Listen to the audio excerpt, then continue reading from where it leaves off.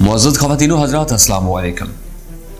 मुअज़्ज़ज़ नाज़रीन इकराम, इंडिया की सरज़मीन पर 1979 के ईरानी इनकलाब के बाद पहली दफ़ा कोई ईरान का डिफेंस मिनिस्टर इंडिया पहुंच रहा है।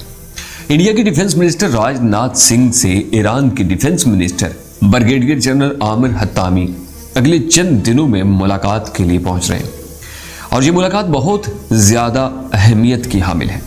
और ये मुलाकात असल में जो इंडियन आर्मी चीफ ने सऊदी अरब का दौरा किया था, ये उसके जवाब में विज़िट हो रहा है। और ये विज़िट इंडिया के फ़ायदे के लिए नहीं बल्कि ईरान के डिफेंस मिनिस्टर करो या मरो का पैगाम लेकर जा रहे हैं। चाहे आप इसको धमकी समझ लें या पैगाम समझ लें या फिर आखिरी पैगाम समझ लें, और वो पैगाम ये है कि हमने आपकी हर लेवल पर मदद की, आपका साथ दिया।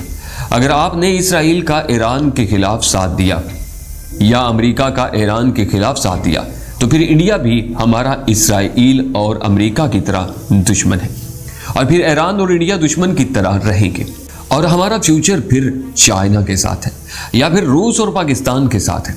और अगर ईरान ने पाकिस्तान के साथ अपने ताल्लुकात मजबूत बना लिए तो हम उसी की सफ में खड़े होंगे, यानी उसी ब्लॉक के साथ जिसकी खास तौर पर नेमतुल्लाह शाह वली ने प्रेडिक्शन की थी कि ईरान, चाइना, रूस, तुर्की और पाकिस्तान एक ब्लॉक बनने जा रहा है और ये ब्लॉक फिर हम आगे लेकर चलेंगे।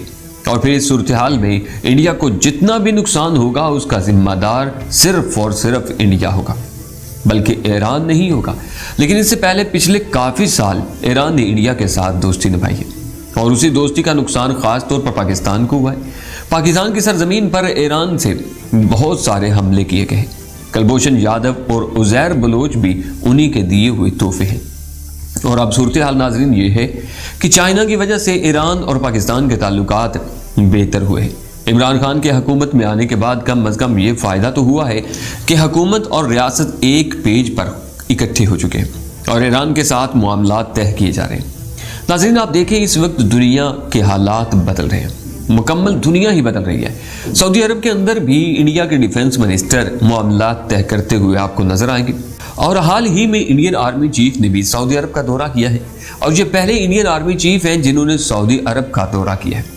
अब अरब और इंडिया के करीब होने के चांसेस बढ़ गए हैं। इस बात का ईरान को अच्छी तरह पता है और इसलिए ईरान अब ये पैगाम देने जा रहा है कि मेरे साथ अब रूस भी खड़ा है। अगर एक बात पर हम गौर करें तो ईरान के ताल्लुकात जिसके साथ भी बन रहे हैं वही इंडिया का दुश्मन नजर आता है। जैसा कि पाकिस्तान के साथ वो भी इंडिया का दुश्मन, चाइना के साथ वो भी इंडिया का दुश्मन, रूस के साथ वो भी अब इंडिया का दुश्मन बन चुका है, तुर्की के साथ वो भी इंडिया का ऑलरेडी दुश्मन है।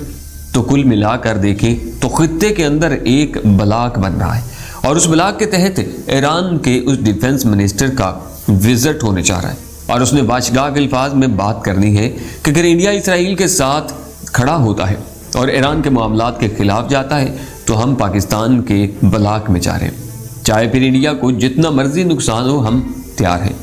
नाज़रीन, चाइना ईरान के अंदर 400 अरब डॉलर की इन्वेस्टमेंट करने जा रहा है और उस इन्वेस्टमेंट को इसराइल ख़राब करना चाहता है। इनडायरेक्टली इसराइल का जो अगला बड़ा दुश्मन बनता हुआ नजर आ रहा है वो चाइना है। तो लिहाजा चाइना ये चाहता है कि किसी तरह मेरे ताल्लुकात ईरान से मज़ीद गहरे हों। लेकिन चाइना जो ईरान के अंदर 400 अरब डॉलर की इन्वेस्टमेंट करने जा रहा है उसके पीछे चाइना के भी कुछ मकासद है। चाइना ने ईरान को मुस्तकबिल के अंदर प्रॉक्सी जंग में इस्तेमाल करना है, चाहे वो प्रॉक्सी जंग इंडिया के अंदर इस्तेमाल हो या इसराइल या अरब ममालिक में या अमेरिका के अड्डों के खिलाफ हो। चाइना ईरान को इस्तेमाल ज़रूर करेगा और अब चाइना ईरान के ज़रिए इंडिया को धमकी देने जा रहा है कि अगर तुम मेरे दुश्मन के साथ खड़े होते हो तो फिर मैं भी तुम्हारे दुश्मनों के साथ खड़ा होऊंगा। फिर इसमें इंडिया का जितना भी नुकसान होगा वो हमारी जिम्मेदारी कतई नहीं होगी, इंडिया खुद इसका जिम्मेदार होगा। नाज़रीन आप ये देखें कि हालात कैसे बदल रहे हैं। सऊदी अरब का इंडिया से कोई ताल्लुक नहीं बनता है। ये आप तारीख उठाकर देख लें, सऊदी अरब का कोई डिफेंस मुआहदा आज तक इंडिया के साथ नहीं हुआ और ना ही कोई और मुआहदा हुआ है, क्योंकि तारीख के अंदर सऊदी अरब और इंडिया के ताल्लुकात कभी अच्छे रहे ही नहीं। लेकिन अब अरब इंडिया के कैंप में जा रहे हैं और वो इसराइल की वजह से जा रहे हैं, क्योंकि इसराइल ने अरब ममालिक को तोड़ना है, ग्रेटर इसराइल बनाना है और ग्रेटर इसराइल के नतीजे में पाकिस्तान के साथ अरबों की दुश्मनी करवाना है। اور اسرائیل اس میں کامیاب بھی ہوا ہے۔ آج عرب پاکستان کے ساتھ نہیں کھڑے بلکہ وہ اسرائیل کے ساتھ کھڑے ہیں، اور کل کو جب پاکستان اور انڈیا کی جنگ ہوگی تو عرب ممالک انڈیا کے صف میں کھڑے آپ کو نظر آئیں گے۔ ناظرین، اگر چائنا پاکستان اور ایران کی دوستی نہ کرواتا تو ایران بھی انڈیا کے ساتھ کھڑا ہوا نظر آتا، ایران کبھی پاکستان کے ساتھ نہ کھڑا ہوتا۔ لیکن اب خطے کے حالات بدل رہے ہیں، اب افغان طالبان بھی ایران کے ساتھ تعلقات بہتر کر رہے ہیں، اور افغان طالبان نے ایران میں جا کر معاملات طے کیے ہیں کہ ہم اگر آپس میں لڑتے رہیں گے تو امریکہ ہمارے اوپر غالب آ جائے گا، بہتر یہ ہے کہ ہم اپنے معاملات ٹھیک کریں۔ تب ایران کو یہ ریلائز ہوا کہ میں غلطی پر ہوں۔ اب ایران اور افغان طالبان ایک ہونے جا رہے ہیں، اور اس میں بھی انڈیا کو پریشانی لاحق ہے۔ آنے والے وقت میں اگر افغان طالبان اور ایران ایک ہو جاتے ہیں تو انڈیا کی نیندیں حرام ہو جائیں گی۔ اور ناظرین، یہ اللہ پاک کی خاص کرم نوازی ہے پاکستان پر کہ انڈیا کو چاروں طرف سے گھیرا جا رہا ہے، اور انڈیا اب بہت بری طرح بڑی مشکل میں پھنس چکا ہے، اور ہر طرف سے انڈیا کی اب ہوا بند ہونے جا رہی ہے۔ انڈیا جس سائیڈ سے بھی منہ نکالے گا تو سامنے سے دشمن نظر آئے گا، کیونکہ انڈیا کی ایک سائیڈ پر پاکستان ہے اور دوسری سائیڈ پر چائنا ہے، اور جو افغان ہیں وہ پیچھے سے پاکستان کے ساتھ کھڑے ہیں، اور ایران بھی پاکستان کے ساتھ کھڑا ہے، اور یہ تمام ممالک مل کر اگر کسی کو گھیرے ہوئے نظر آتے ہیں تو وہ انڈیا ہے۔ اور دوسری اوپر والی اگر سائیڈ کو دیکھیں تو رشیا بھارت کے سر پر کھڑا ہوا نظر آتا ہے، اور رشیا بھی اس بلاک کا حصہ ہے جو پاکستان، چائنا، ترکی سب بنانے جا رہے ہیں۔